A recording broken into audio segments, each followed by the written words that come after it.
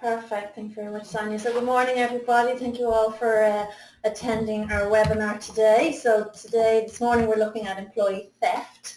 It may be probably not the most attractive or enchanting topic, I suppose, but unfortunately, it is an issue for employers, and when it is an issue, it does have a significant impact for businesses. So it is a kind of a necessary evil, I suppose, to look at it. So we look at the types of theft that can happen in an organisation. We look at some preventative measures that employers can take, and then we look at how, well, if you do suspect theft in your organisation, what do you do, or what can you do, and what should you do? So my colleague Michelle Arkins is here with me today, and Michelle will be dropping in and out of conversation with some useful tidbits of information and cases and whatnot throughout the seminar. So I hope you find it useful, and as always, we'll take your questions at the end. And again, this is usually a really interesting point in the webinar, and we kind of have a lot of good discussion at the Q&A. So we welcome your questions as always. So to start off, I suppose, give you a little statistic. When I was doing some research for this, it found that there's research out there that reveals that 68% of employees have admitted to theft in their workplace, whether it's small theft such as supplies, petty cash, and even right down to their colleagues' lunches. I know in our own workforce you wouldn't last long if you were caught taking somebody's lunch. But you know, I make light of this, but it is a significant figure, and I think it does illustrate just how much of an issue theft can be in our workplaces. Whether we might think it's not, we might think, oh, that doesn't happen in my workplace. But I think this figure suggests, and it's an Irish research as well, that actually it does, and it can, even down to kind of, you know, these small things.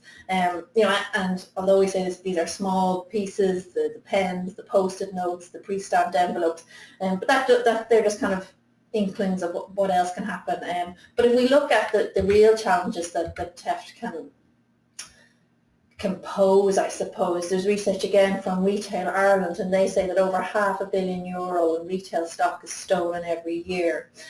In the UK, employee theft and fraud costs British businesses £1.68 million per year. And then going across the pond to the US, the FBI say that employee theft is the fastest growing crime in America. So I think these are just facts that illustrate to us that employee theft is a real concern and a real issue for employers right across the board. So I want to turn now to look at the types of employee theft. So the first one, and probably the most obvious one, absolutely, is the theft of cash or goods. And as all, you know, we're all familiar with the stories of people maybe putting their hands in the till. But this can also be stealing inventory, as we've already just seen. So whether that is the stationery, or it could be products from your warehouse.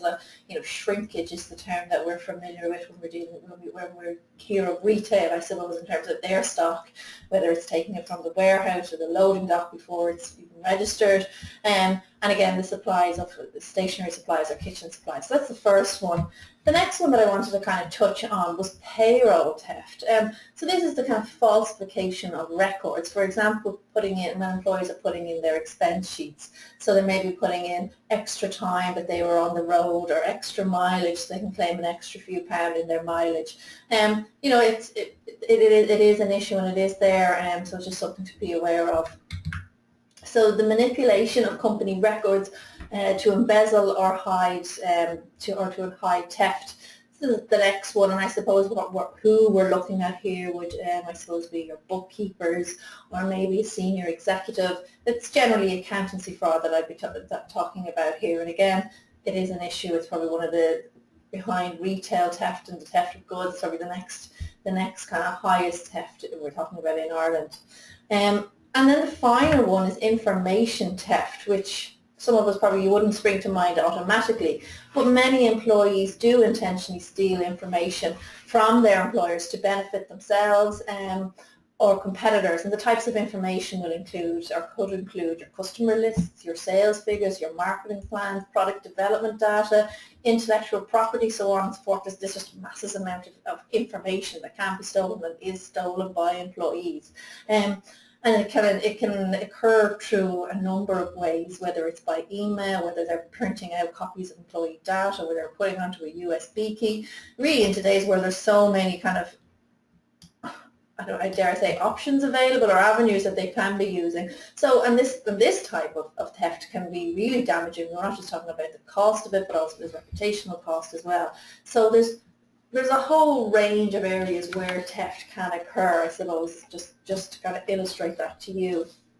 I wanted to look then as well as to why an employee steals. And in terms of looking at who commits theft, there really is no one profile that is much more likely to be found guilty of theft than another person. It's very difficult to say, well, that person is in such an age, you know, they're male, they're female, whatever it is, or they're prime candidate to commit theft. And researchers and kind of cases have shown that that's not the case. There is no one profile. So what I suppose contributes to an employee going to commit theft? So there's kind of three, and research shows us that there's this theft triangle, and three factors that can contribute. And the first one is need or greed. So really human greed is a huge factor, and an employee's desire to fund a lifestyle that they can't afford, I suppose, is what we're talking about here. And there are cases that where staff have committed fraud in order to, let's say, pay off debts that they had. They then continue to undertake and commit the fraud or commit the theft. They continue to do that after the arrears have been paid because they're now funding a lifestyle that they wouldn't usually be able to afford.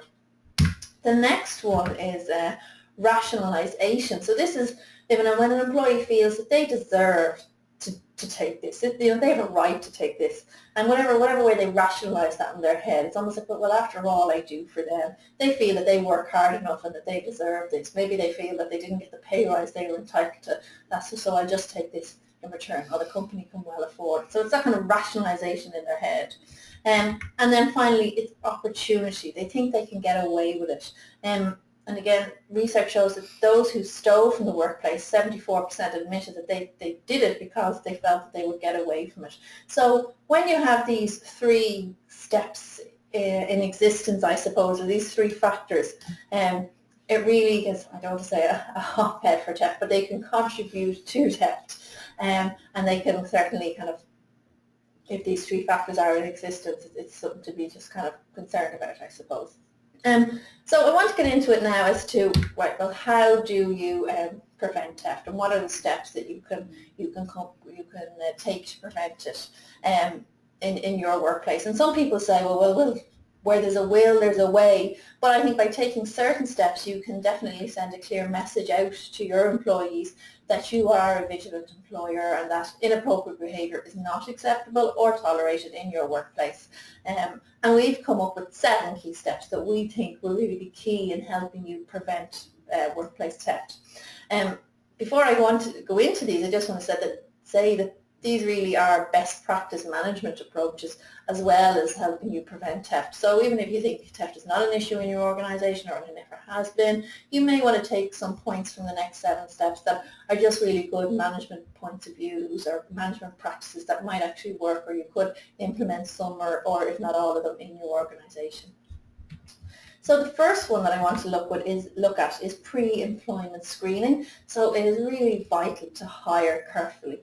And I can't reiterate that enough. So when you're hiring somebody, always carry out reference checks on a new employee. Reference checks should be carried out before they start work, but where it's not possible, they should be carried out really as soon as possible. Maybe they didn't want to have, they don't want you to contact an existing employer before they hand in their notice. But certainly where that's the situation, I would always recommend that you're making a job offer subject to receipt of suitable references. So the job can always be subject to the receipt of suitable references. And I really would recommend that you take the time out to do this yourself, and take the time out to put the effort into this. And there's different formats that people will use in terms of getting references, whether it's sending out a sheet, a questionnaire that they ask somebody to sign. I generally recommend try and pick up the phone and talk to the employer, because you get a much better feel, and people will tend to be maybe a little bit more forthcoming with you over the phone as opposed to just on a letter or on a questionnaire. And so I've given a sample there of the types of questions that you might ask. You're not asking, and you cannot ask, did somebody was there anybody ever caught stealing in the workplace? That would be an inappropriate question to ask, but you can definitely ask questions around their past behaviour. What were they like as an employee? And really, past behaviour is an excellent, I suppose, it's an excellent indicator for future behaviour. And you can also ask, why did the individual leave employment? And that kind of leaves an open-ended question where it's putting the onus then back on the ex-employer to give you the information. And always a good question, I suppose, to ask is, would the previous employer rehire them? And then, that's where you get a good feel for what they were like and what they were like in the team as well. But again, this is a real general practice, good management practice for all hires, whether it's, to help prevent theft or not. I would really recommend that when you're hiring, do references and get references, and in your contracts, if you're issuing them, you can always include a clause that the job offer is subject to receipt of suitable references. The internal controls that I want to touch on is really about you as a manager, or a business owner, as an employer, just being on top of certain aspects in your workplace, with the aim really here to minimise the opportunity insofar as possible for any theft or wrongdoing to occur. So given an example here, they might sound obvious, but really, in my experience, some of them do happen. But I suppose don't give sole control of your accountancy books to any one employee. I appreciate that this can be difficult in the small companies, but if it's not possible to have more than one person looking at your accounts, make sure you carry out regular audits, or make sure that they're saved and stored somewhere that you can locate them. Not just one person knows where they are. That if you could pop in the morning into the office, you'd know exactly where to find your accounts folder and your accounts documents.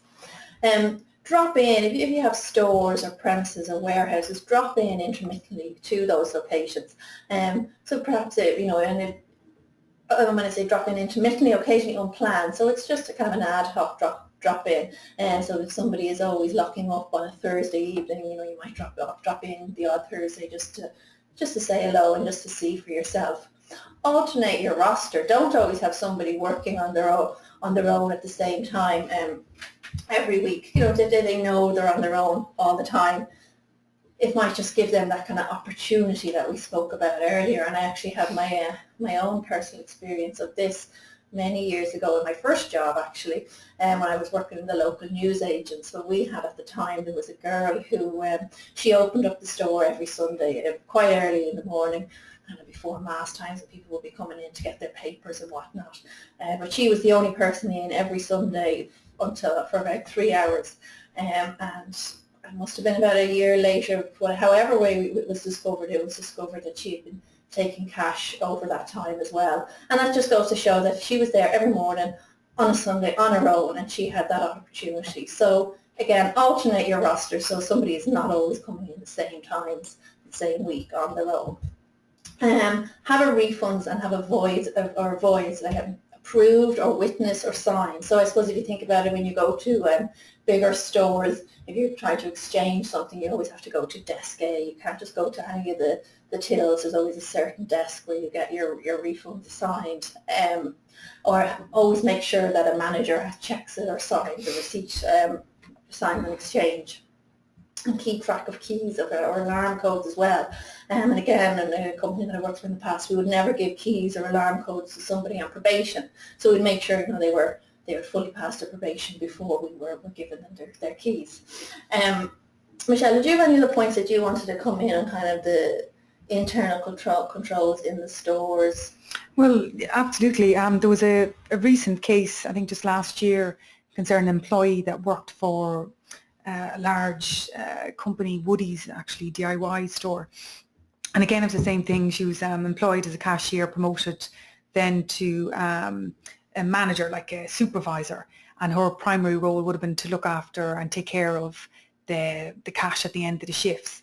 And when she was taken on, I think she came from a couple of different stores over the years when she worked with them. And the kind of customer practice that was in place at that time, even before she took on the main supervisory role, was that literally the cash was sort of a little bit all over the place, and there wasn't really adequate procedures or policies kind of correcting this on a day-to-day basis. So when she came on board and she was assigned to that particular duty, she took it upon herself, and fair play to her, to to get the books as right as possible and to document everything properly. But what happened during this instance was, it was found that there was a couple of, that you just mentioned there earlier, it wasn't necessarily voids, but refunds, that would have been given out on the footage when they investigated with the CCTV, the CCTV individual who would have been, I presume, the security man, would have seen when the refunds were given, there was nobody present, and the names that were being recorded on the slip were indeed fictitious. These people didn't exist, the addresses, so on and so forth. And this was done seemingly through balancing the tills at the end of the shift, or if the employee was kind of going away, let's say, or she's going to be on annual leave, she was sort of balancing them up herself. But long story short, I suppose, it was investigated, and then she was disciplined for this type of conduct. And I suppose the defence that she used at the time was, this was something that was always done, that there wasn't correct parameters put in place by the employers. And what they had chosen to do at that stage, the company, was they were going to reinstate her, but reinstate her as a cashier. And she said that indeed that wasn't the role that she was playing in the company, that she wanted to come back as obviously a manager, that was her direct role. And they ended out giving compensation to her, quite a significant award as well. So again, I suppose it just kind of states what you say there. There's one thing to be able to try and manage voids and anything that goes on with the till when you give responsibility to individuals that are looking after it, but you have to make sure there's some sort of policy in place in the company. Otherwise, you're really literally leaving it up to the employee to kind of invent their own, Absolutely. Yeah. And it kind of says as well, you really should know what's going on in your company and be on top of it. And obviously these practices that Michelle was talking about in this case have been going on for quite a time. Absolutely, and that's an issue in itself as well. So it's very much kind of keeping up on top of it as well. And to help to create, and all that will help create a culture of really no tolerance, which is really what you want. So I want to move on then and to whistleblowing, which is an interesting one. And most instances of theft in the workplace are revealed or are uncovered by co-workers who suspect wrongdoing, I suppose. And a UK study revealed that this could be as high as 40%. So with this in mind, I really suggest that you put in a whistleblowing policy in place. So what a whistleblowing policy will do, it will clearly set out a forum for which employees can raise their suspicions that they might have. So where do they go, who do they go to, and how do they raise that? So there are a number of benefits really that I would point out. Firstly, employees will know who they should go to if they have a suspicion that somebody is committing wrongdoing, and they'll know that the company would take it seriously, and that all concerns will be dealt with seriously, that the company takes suspicion seriously, and that they investigate the suspicions, and they do so confidentially insofar as possible. And I say insofar as possible because sometimes you may get kind of much more larger cases or more serious cases where larger investigations come at the higher end of theft and fraud, I suppose. In those cases, it may be necessary it may not be possible to keep the individual's identity confidential, but for the most part, and in most cases, the aim should be to keep that person keep their name confidential. In terms for the employee as well, it also gives the employee who's raising the issue or who's blowing the whistle, it gives them reassurance that by raising the concern, they will be in no way putting themselves or their own position at any sort of disadvantage. So that's the kind of, you'll refer to that, and any whistleblowing policy should make reference to that.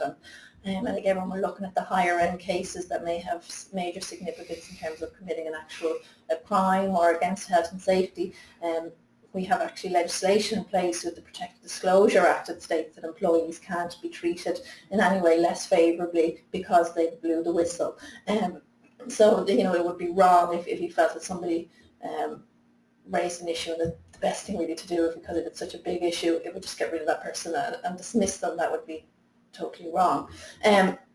Now, in saying that, when we were talking about this whistleblowing, actually, before we were putting the presentation together today, a whistleblowing policy is not just it doesn't give employees carte blanche to complain about employees that they don't like or that they they just don't like working with. It's not a carte blanche to do that, and certainly any good whistleblowing policy will state that and will make reference to that, so that if you are found to be blowing the whistle or making allegations against somebody and they're found to be untrue, or you've done it inappropriately, then that in turn could result in disciplinary proceedings. So that's just another aspect to be aware of it. But also from an employer's perspective, it's really good to have a whistleblowing policy in place, because it allows you to set out the forum for how people should raise an issue.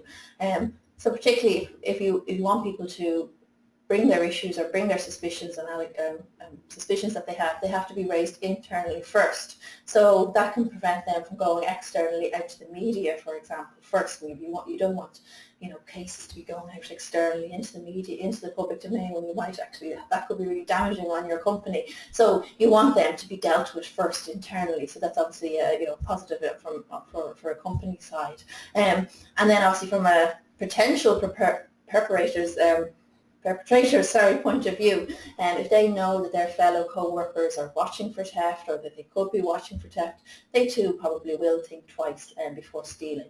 And definitely Bright Contracts would have a whistleblowing policy in place, and I think Michelle was just going to kind of show that to you now. Yeah, I'll be just looking here in our software. I'll just read where we're here and go down. There we are. A whistleblowing policy, and a very interesting just comment you made there earlier on, Laura, was to be very careful with employees that are not trying to use the Protected Disclosure Act throughout the whistleblowing policy kind of in the wrong way. Like there was a case of Bolton School versus Evans, where there was a particular teacher that deliberately hacked into the school's security system, into their computer system, to test and demonstrate his belief that the school's security protocols were inadequate. So obviously the school disciplined them, quite rightly, for the unlawful interference. But then he took a case to the employment tribunal to state that obviously the information that he was using at the time, he would have been protected under the Protected Disclosures Act, and he shouldn't therefore have been disciplined or been touched for it. But again, quite rightly, the Employment Appeals Tribunal found that you can't be protected by, the wrong, even though you're trying to demonstrate some relevant wrongdoing in the company and you're trying to disclose it, that you're still going to be liable to be disciplined for misconduct in the workplace, because you've no right to do it in that sort of a fashion, I suppose.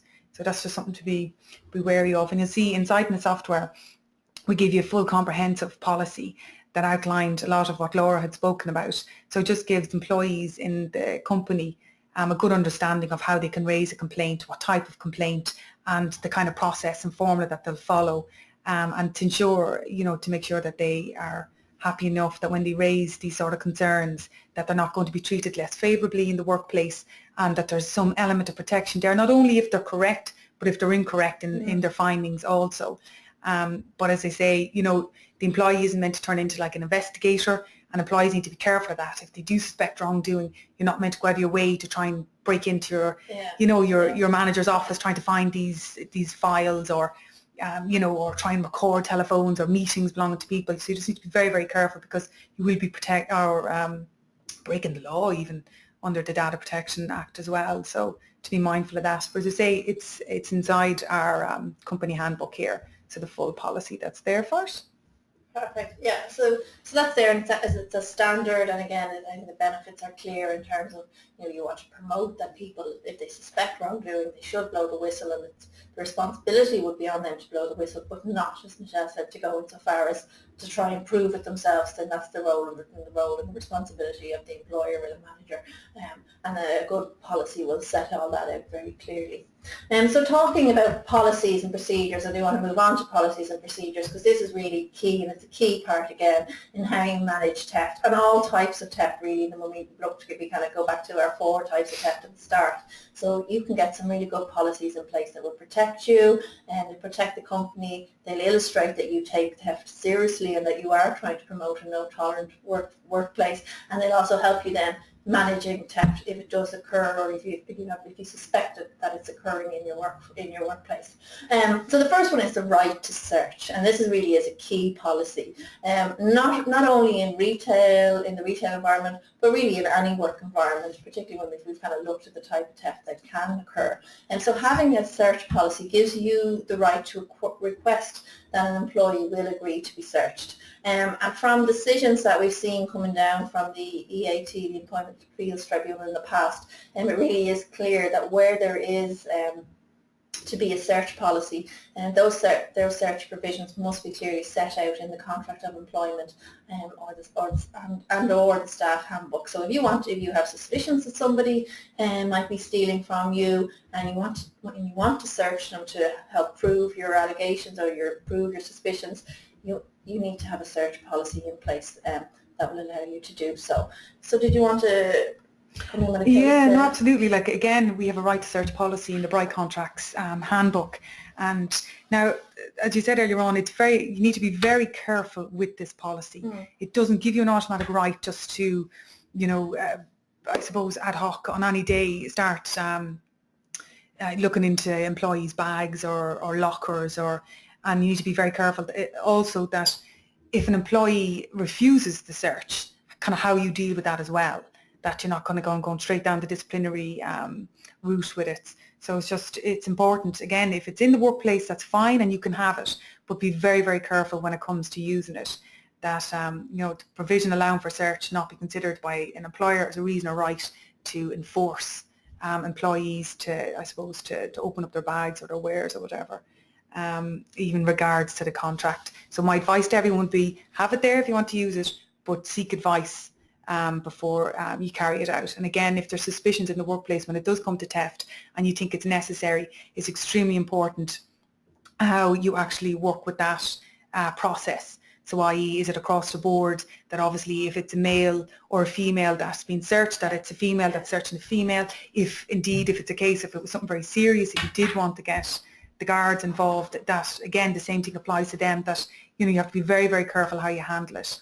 Yeah, and then it's kind of come up in conversation or in cases that you've dealt with before as well, that you might not want to do it, and it wouldn't be best advisable to do it in one-on-one. It's always best to have somebody else present as well, and that's the type of thing that you'll be making reference to in your policy, and it shows then that you're kind of you're showing consideration for that, and whether it is that the employee can nominate somebody to come in with them. And also on that note as well, it's where do you conduct it? Is it, you don't want to, and you shouldn't really be conducting a search out in the middle of the floor, in the middle of your shop, or in the middle of the office. Ideally you want to do it kind of a little bit more subtly, but that's the kind of things that your policy should contain, and it will contain. But we'll move on, I suppose, and we spoke earlier about employees stealing data and information, and there are certain policies that employers can put in place to help protect them against this type of theft. So the first one that I would want to look at is confidentiality, and this would be a clause that a lot of our customers would use quite regularly. So it's a clause and it's an agreement. It can also be known as a non-disclosure clause, just in case you've kind of come across that term.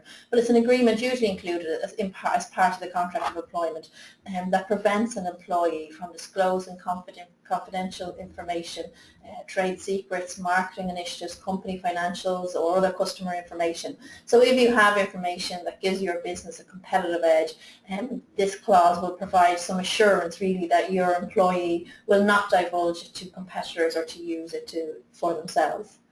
Is there anything on that? Yeah, there was a very interesting case there was two car garages, showrooms, again both located in the same town, and let's say if you want to call kind of garage A, the employee had left, gone working for garage B, and subsequently took information relating to, as you call, trade secrets, that confidential information relating to customers of company A. So this, again, the complaint was made through the data commissioner's office, and they kind of came back and they made sure that anything that was obviously taken by the employee could not be used, because you've no right to use it. I mean, you didn't retrieve that data yourself, and that the actual customer didn't allow Garage B to use it. So this is just something, again, where it's the side where if an employee leaves that you need to be very wary of what can go with them. As I think you mentioned this earlier, where it can be taken on external hard drives, USBs, even in hard copies, like sheets that's been removed out of the company.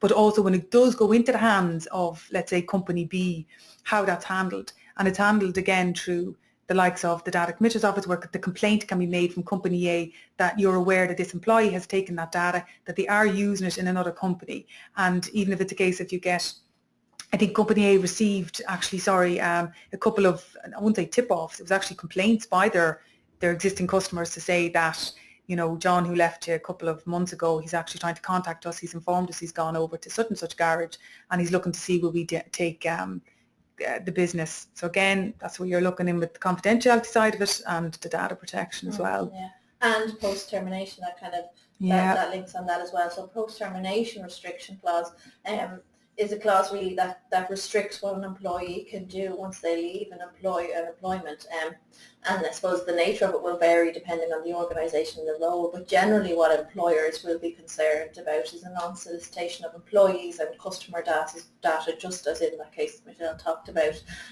So employers may also seek to, prevent an employee who has left employment from working with a competitor as well.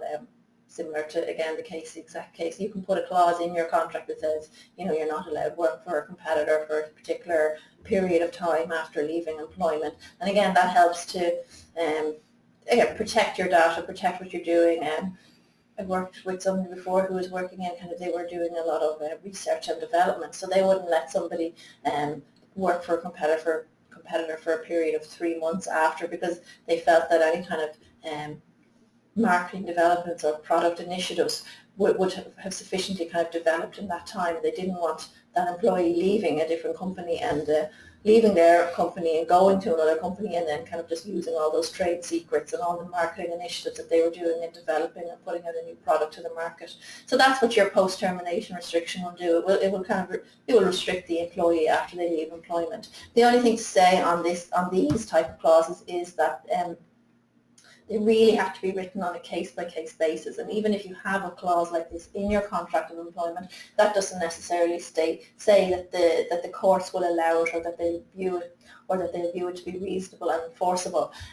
So it does need to be reasonable. It would be unreasonable to say in your contract, you know, generally would be unreasonable to say you're not allowed to work for a competitor in Ireland for 5 years, because really how is somebody meant to make a living or make a wage with that kind of restriction? But it has to be like a 3-month period would be reasonable.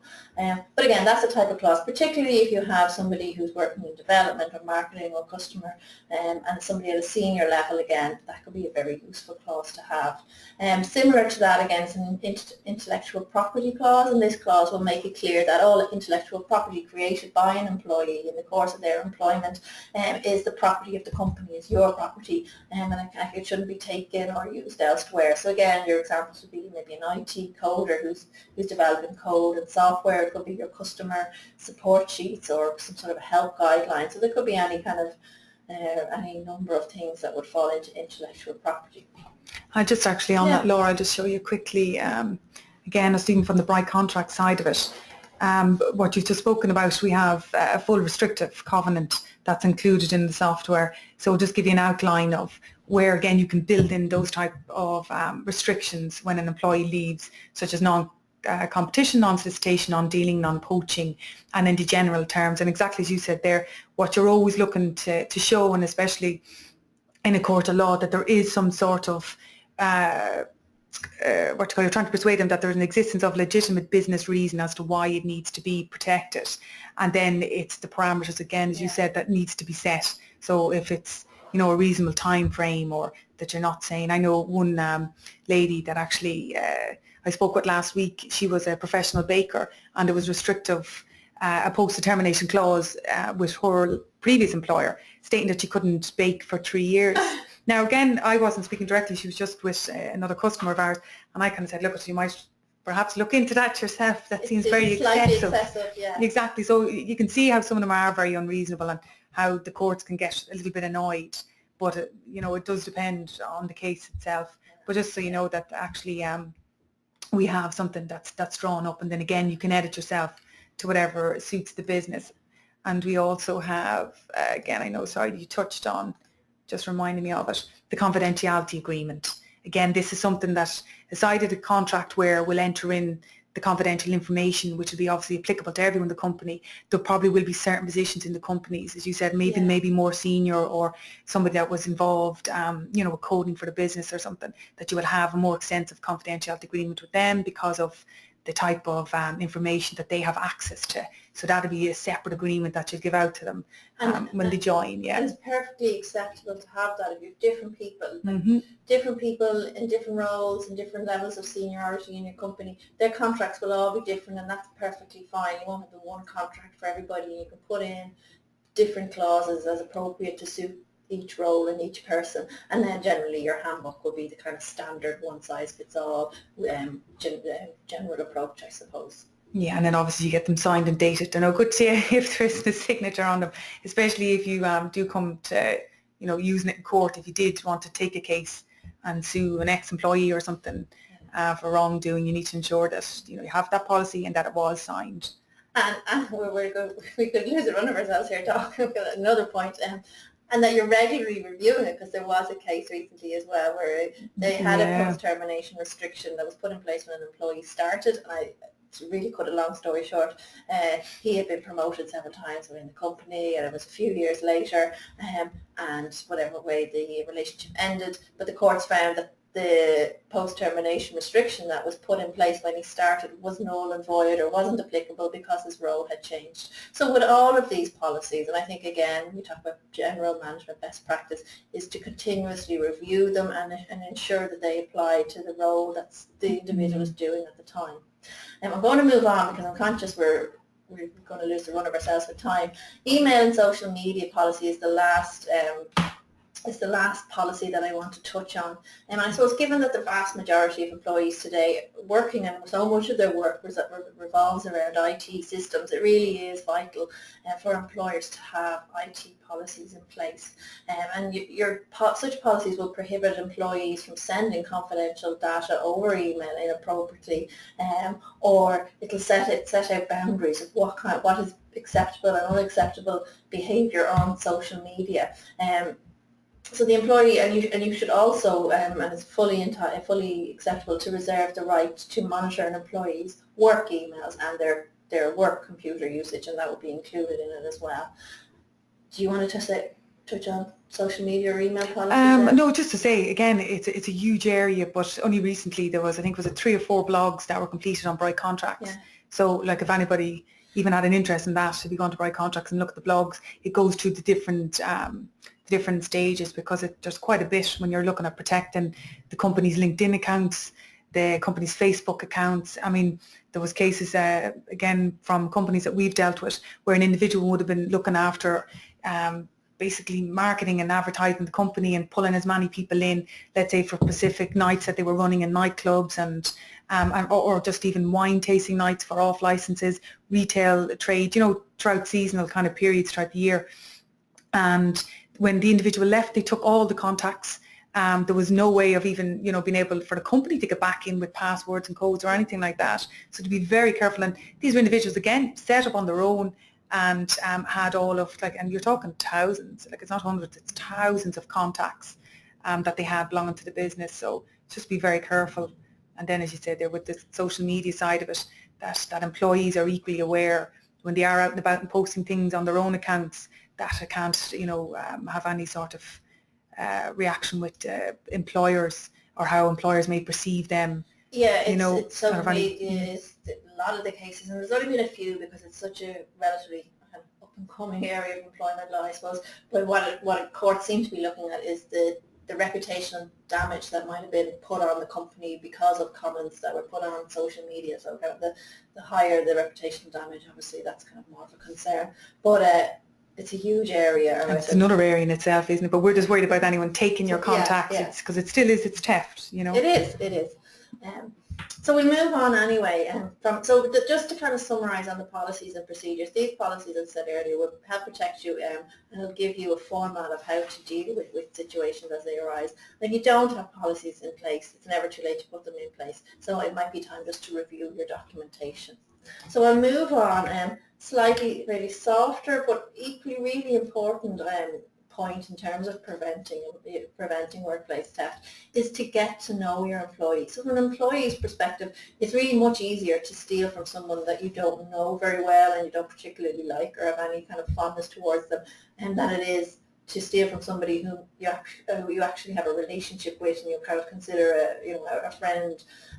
So I would recommend, try and build a relationship with your employees so you have some idea as well as to what's going on in their life, for example, whether they're going through a difficult time, whether that be financially or whatnot, that anything that could be a strain in their life that might lead to kind of a new need to commit theft, I suppose. So you may just want to keep an eye out for changes as well in their behaviour or their attitude, and any factors that really could increase an impulse to steal. And you may be able to step in and assist, earlier on before anything escalates into the unwanted behaviour, I suppose. And kind of following on from that, kind of getting to know your employee, building relationships with your employee, is create a positive work environment. So a positive, engaged workforce will be enthusiastic about their work. They'll take a positive action for the organisation, and they really want to go above and beyond for the organisation because they feel very kind of maybe loyal to the company and they feel strongly about what the company is doing. And we spoke earlier about individuals who rationalise or justify stealing from their employer, almost in a kind of getting the employer back. But promoting a positive work environment really helps build an ethical workforce. And again, we could do a whole other webinar on how you create a positive work environment, but I've just very briefly, I suppose, a few different things or a few suggestions would be to have fair pay and benefits package, offer perks where possible, and realistic perks, I suppose, for yourself. Or if you're in a retail environment, offer discounts that that have a value to the employee, so they'll feel that they're getting it at a discounted rate rather than taking it for nothing, I suppose. And have clear communication. Take that, so it's two-way communication with you and your employees is always really key. Be seen to be open to their ideas, open to their suggestions. Take their ideas on board and get them involved. Get your employees involved in any company projects or different things that are going on in the organisation. And again, that all helps to build their emotional attachment to the company, that they feel part of the company and that they want to do the best for the company. And finally, encourage and praise your employees as well. And I think I kind of found a phrase that a happy employee is a more honest employee, and it really does help to reduce theft when an employee feels that they're cared about, or that you care for their general well-being as well. So then there's just 2 quick points on that. The last one that I want to talk about in this kind of preventive one is CCTV. It's a big area, and some employers do consider using CCTV to prevent and record theft.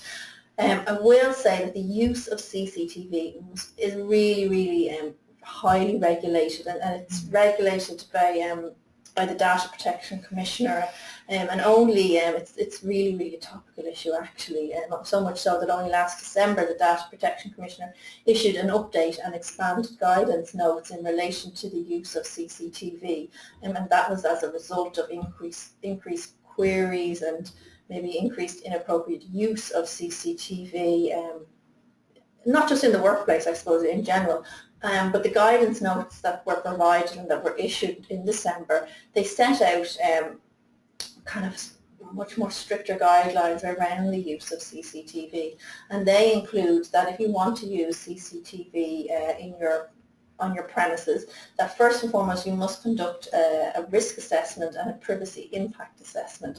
So what I'm talking about here, what you'll be looking at, I suppose, is you just need to show consideration and maybe have it documented or noted somewhere that you've done a risk assessment as to why you need CCTV and what the impact of that is. So you'll be looking at the purposes of the monitoring, why are you monitoring, the benefits of having it, what benefits it will bring, are there any likely adverse effects of having CCTV, and did you consider or were there any alternative measures instead of using CCTV, and why you didn't go with them. So it's just kind of a short document, but this is what the Data Commissioner will be looking for now. So if you've come to the conclusion, having done your risk assessment, yes, we've had theft in the past, it is a risk, so we need to have it here. So if you've come to that conclusion that you are using CCTV and you will be using CCTV, you need to have a policy in place. And again, there'll be specifics that you'll need to say. The purpose, you'll need to clearly state the purpose, why you are collecting data, and you'll also, the policy will also need to state that why the CCTV is being used, what the purpose of using that CCTV camera is. And if you tell your staff that the purpose of CCTV is for the purpose of preventing or detecting or investigating offences or apprehending, or if it's for monitoring health and safety issues, if that's what the reason is, you can't then use it in a disciplinary procedure if you haven't informed them that it's in place to use it and to monitor staff. If you've just said it's to monitor offenders coming in externally onto the premises and for health and safety reasons, and that's the only two reasons that you've stated, you use CCTV, you can't then turn around and use it in a disciplinary case, because again, that's just going against data protection. And so tell them. But it's just come from, again, a retail side of it, and you're absolutely correct. You are looking from the health and safety point of view, from a public liability claim as well. If you had one of your employees, or you had somebody that came in off the street, a customer on your premises, and an incident happened, again, you're going to rely on that footage to assist you in court, especially if a claim came in by either employee or somebody from outside. But exactly as Laura said, the importance of making sure that you have the policy and making sure that you've listed in the policy where all your cameras are and the reasons for using them, that, that you're very clear with your employees as well, that if there is an incident of pilferage in the workplace, that you could, if it's investigated and you investigate it by using CCTV, that only at that stage, it's not to be used for performance management or to keep an eye on them all the time. And I have a very good case on that as well, that shows where the Data Protection Commissioner stepped in and instructed the owners of a company to stop streaming the CCTV to their mobile phones, because it was very, very excessive. They had installed CCTV everywhere. It was in a nursing home, and it was kind of in the kitchens, staff rooms, dining rooms, games rooms. Basically, they cameras everywhere, and it was the employees that made the complaint to the Data Commissioner and just said, look, this is way too excessive. We literally can't sneeze or walk around anywhere, and we also know that we're being monitored, or we have the feeling we're being monitored heavily by the company owners. Now, the directors at that stage, two brothers, had obviously said to the Data Commissioner, that this prevents us having to go on site all the time, gives us a little bit more flexibility because we can have a look, and there are certain areas that they were concerned about in the business that weren't being manned by employees, let's say for 12-hour periods, and hence the need for footage and for them to be able to check in and out. But long story short, the conclusion was, yes, there was an element and a need for so much of it, but he had to, I would say he, now could be she, the Data Commissioner's office, but had instructed that the directors cease the footage going to their mobile phones, and asked that certain cameras in the workplace be removed as well. So again, as you said, yeah, the importance is just that if you are going to, that it's there, and it's. And if you are using it in a disciplinary case, and you've said you're using it, and it's, you've got that far, the employee has full access, or should have full access, to review any of the evidence or any of the footage that you have. They should be able to see that as well. So just be careful if you're using CCTV, that you have the correct policies in place. That's all. I really just kind of leave it at that, I suppose. So moving on then to, right, you suspect theft. It's come, you've had somebody's blown the whistle, or it's come to your attention. What do you do? So if you suspect an employee from stealing from you, whether it's whatever it is, cash, goods, information, your initial reaction, very, very understandably, as an employer, as a manager, as a business owner, will be anger, I would imagine, and you'll no doubt want to challenge them on it. And in many cases that I've come across, the employers are angry, they just want this person gone, want them off the premises, trust is gone, you want to dismiss them on the spot. We would just say, take a deep breath, keep your emotions in check, no dismissal, even if there is been action that is equated to gross misconduct, no dismissal really should be instant, and you must kind of follow a process. It doesn't have to be a long process. We'll go through that now in a moment. But if you just kind of dismiss somebody on the spot, you're going to end up at the tribunals or the WRC now. You're going to find it difficult to defend your case. So I think Michelle probably has a point on that as well. But also, just before I kind of let you in there, you don't want to promote another angle. I suppose I wouldn't recommend that you promote that employee resign, because then that also could result in a constructive dismissal case. So my advice is just to kind of take a deep breath and kind of go at a different angle, which we'll come at now. But I don't know, do you have a case on it, or will I go on? Would you using CCTV? No, sorry. With if you do suspect theft and you dismiss somebody. Well, I've loads of different cases, but I've kind of how not to do it. Like, we've two particular cases. Let's say there was a case with IKEA. Obviously, I'm sure we're all familiar with it. We've all probably a piece of IKEA's furniture in all our homes. But there was an employee that was dismissed for taking a milkshake to the value of €1.25, and he was awarded €30,000 in compensation from the Employment Appeals Tribunal. And then we have another employee who took a cup of coffee from Marks and Spencer's, and again, that was absolutely fine. That they took a case, but the case wasn't heard and it was thrown out of court. So you're kind of going, right, you're looking at two items and saying, right, a milkshake and a cup of coffee. How, did they come to that conclusion? And the simple thing is, time and time again, goes back to policies and the way that, the theft was investigated, exactly as you said earlier on, the fact that they were going to use CCTV footage throughout the disciplinary process, and they never at any stage showed that footage to the employee before bringing them into the disciplinary hearing. And that, it's funny, in two cases, there was more than the one employee in both incidents that took a milkshake, because it was three with IKEA that all at the same time took a milkshake, but yet only one is disciplined. You're kind of going, where's the fairness in that? And the same with the Marks and Spencer's case. But the huge thing, it falls right back down that, long story short again, Marks and Spencer's had a very, very good zero tolerance policy for theft. It didn't make a difference what the value, whether it was a pen down to the car outside. It didn't make a difference. They had zero tolerance. They were instructed of that. Everybody in the company knew and respected that that's how Marks and Spencer's operated, and hence it stood up in court. Perhaps a little bit unfair because the employee had a good few terms of, was with the company quite a while. But at the end of the day, that's your policy. That's your policy. Whereas with the IKEA case, they didn't, and the way that they actually carried out the disciplinary process on the back of the theft was so flawed that, €30,000 for one milkshake. Absolutely. Would have given them the milkshake. Yeah. Right, so how can you be the Marks and Spencer's? How can you do it right? Sorry, I'm going backwards. So the first thing, when you get the suspicion, if you suspect that an employee is stealing from you, or if you've received an allegation that someone suspects is stealing, you must first conduct an investigation. So your disciplinary procedure will be your first point of call, because that should contain a procedure for investigations. So again, it's really important to have a disciplinary procedure in place first and foremost, I suppose. So then in cases of employee theft or suspicion of theft, the investigation really is key, and it is one of the most important steps that you will carry out.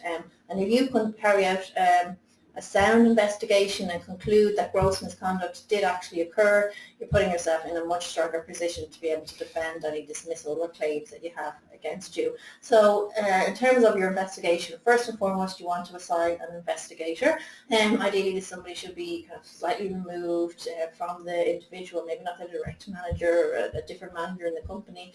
I appreciate that is difficult in a smaller organisation, and courts do make allowances for that.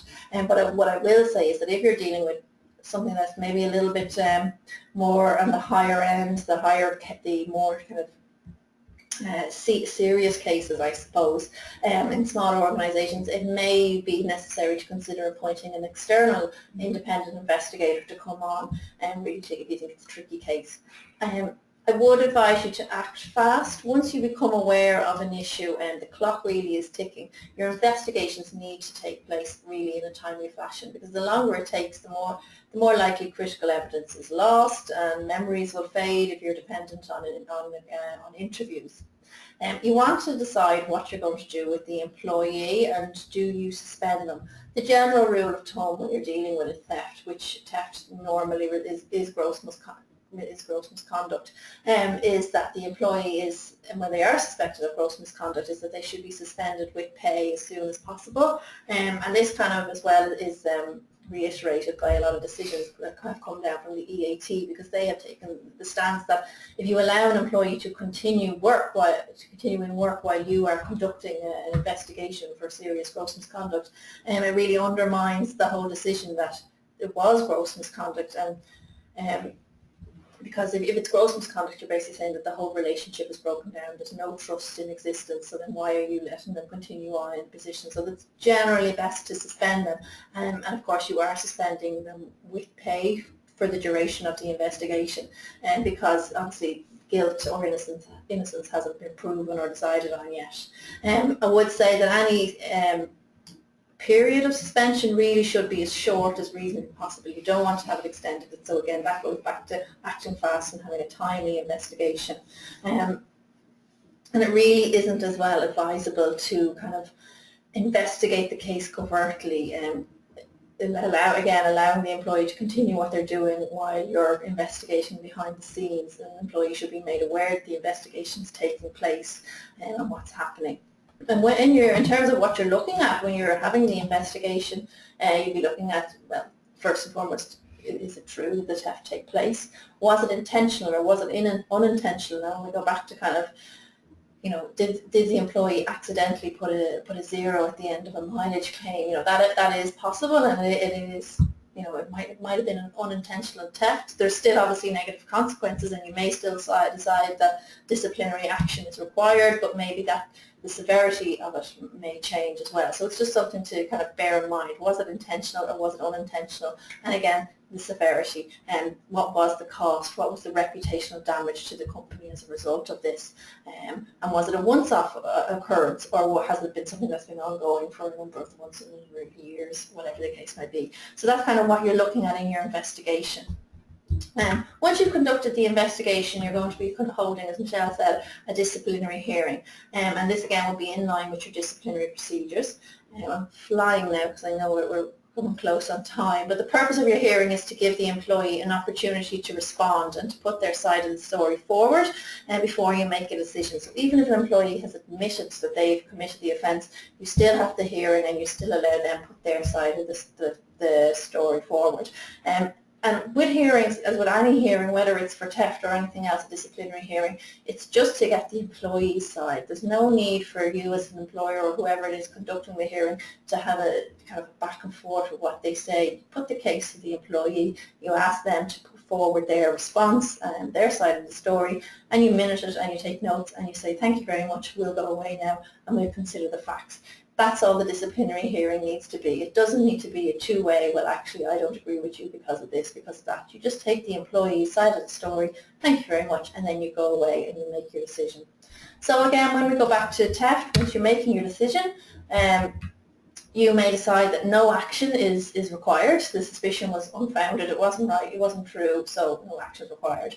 You may decide that some disciplinary sanction, it wasn't actually gross misconduct, maybe it was unintentional, it was a small case, it was a first-time case, so you might just go with disciplinary action, but you might go with dismissal, and generally for the more, it's probably the most likely result if theft is found, because theft is gross misconduct. So where you are satisfied that gross misconduct did occur, you will move there to dismiss the employee. And the difference here with it being gross misconduct is that it usually results in a summary dismissal. So what I mean with it is summary dismissal is that if you find that gross misconduct occurred, i.e. the theft was gross misconduct, you can then dismiss the employee straight away. So you don't have to allow for the notice period. You would not even have to pay in lieu of notice because it was gross misconduct and it was a summary dismissal. So I'm just going to say it very briefly. I don't think I can do that in brief. No, I just have a couple of cases there, but I won't because they're too kind of long-winded. But again, it's the same thing.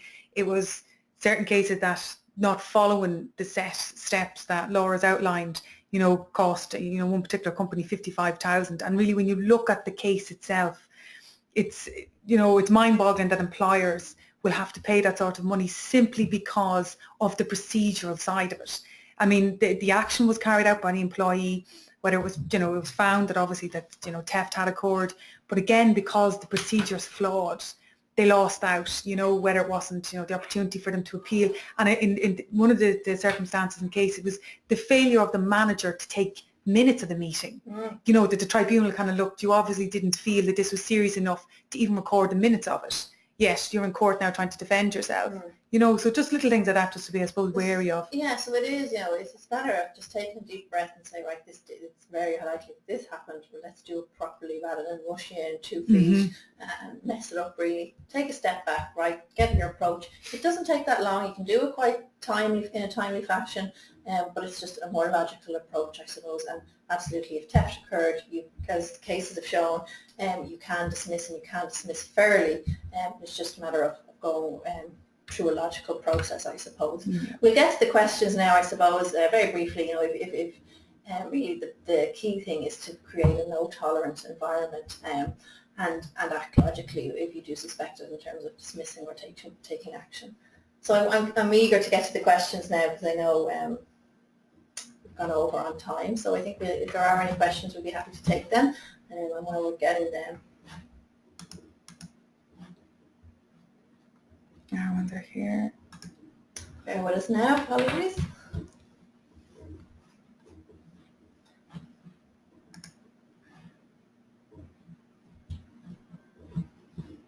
It disappeared. Lovely. Just bear with us there for a moment. Sorry, yeah, but whatever.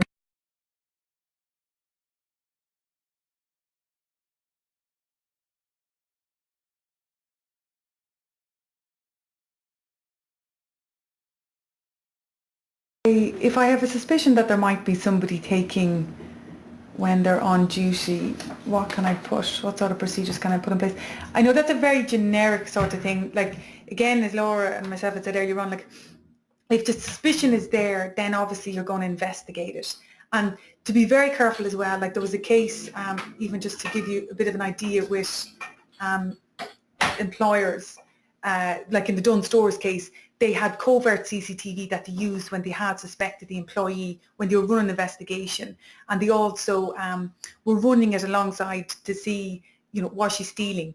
And that was a huge big no-no as well when it comes to looking after it. So as to what sort of parameters you put in place, it really depends on the type of business that you are and what you're kind of going to benchmark if it's suspicions that there's a lot of irregularities in your till, with certain employees cashing up at the end of the night. If stock is going missing, some companies might turn around and say, right, they put clear rubbish bags in all of their bins, that they have certain lockdown kind of procedures with regard to cashing up or throughout the day where, they'll drop money or floats or whatever it is. So you can actually see, even to be able to pinpoint the time of the day, and also, where if you've employees that they're signing in and signing out off tills, that you don't have everybody using the same till. It just means that you're able to kind of fine tune perhaps the days, the dates, and the individual that might be suspect. And the same thing will apply. A huge big thing in every business is stock taking, that you're able to turn around on any given month or any given week, know when a lot of stock is going missing or the type of stock that's going missing. So it really depends again on the industry and the type of place as to what you can look out for and put in place to try and track it. Just another question's come in. Can you check a potential new employee? Can you check their criminal record? And again, this goes back to the data protection rules, which are quite strict in this area, and they actually state that it is unlawful to request from a prospective new employee that they make a request to the to the Garda with regard to a criminal record. I suppose if it's something that's a real concern to you and you feel it's kind of sensitive in your business for whatever reason, you may want to consider instead in part of your pre-employment questions, you would have a standard question for all candidates as to whether they have any criminal convictions, and that would probably be the only thing that I would suggest that you do as a workaround. Which is another question there regards the whistleblowing policy as well. Can I use this in most instances where employees may make a complaint? Well, again, as we showed earlier on, and even with the policy that we have in the Bright Contract software, that it is an independent policy and it sets out very clearly when you would use it in the company. But then you also have your other policies, such as the bullying harassment policy, if a complaint needs to be made from that type of form, from employee to employer or manager, or employee versus employee, or whatever it is. And then you have your independent grievance procedures, equally again in your company handbook, which is very necessary, where, you know, employees can raise certain concerns or grievances with work, you know, the conditions in work, or regarding their contract with you, or whatever it may be, that you do have separate procedures depending on the nature of the complaint as well. So yes, a whistleblowing policy, very necessary, as was outlined earlier on, but you know, you will have other policies as well, and a form for people to bring a complaint. Perfect. I think we'll just take one more question before we finish up, and then if we've missed any, we can come back to you. But questions come in: should I contact, or can I contact the Gardaí? What I'd just say in relation to this is that if you think you should contact the Gardaí, just be wary of kind of putting in a knee-jerk reaction call to them, because if you notify the Gardaí, and there's been several cases on this actually, if you notify the Gardaí of some potential criminal activity or issues in work, you may have to suspend your own investigation and your own postpone your own disciplinary investigation, and so there's been several cases where a company has continued on with the investigation, has ruled that gross misconduct occurred, and they've dismissed the employee, but the guards have actually then subsequently acquitted the individual for the crime. So how do you stand up against how do you stand over your decision when the guards have acquitted the crime? But you know, certainly if you think it's a serious enough case, definitely do contact the guards, but just be wary about kind of knee-jerk reaction in terms of calling them first thing. Just be sure of your own kind of investigation first. Yeah, absolutely. Perfect. Absolutely. So I think we'll leave it at that. We've gone over time. It's taken up enough of your time this morning. Thank you all very much for attending, and hopefully we'll see you all again on our next webinar. Thank you very much for your time. It's great. Bye-bye.